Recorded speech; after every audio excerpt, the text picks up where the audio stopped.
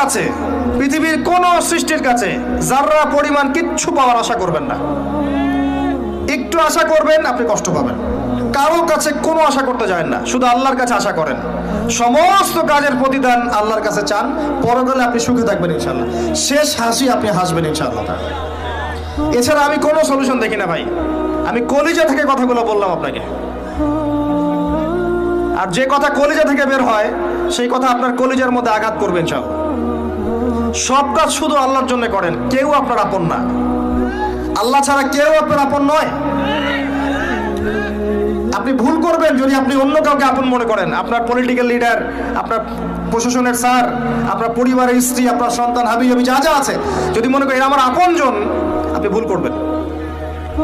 সবাই সবার স্বার্থ চেনে, সবাই সবার স্বার্থ চেনে।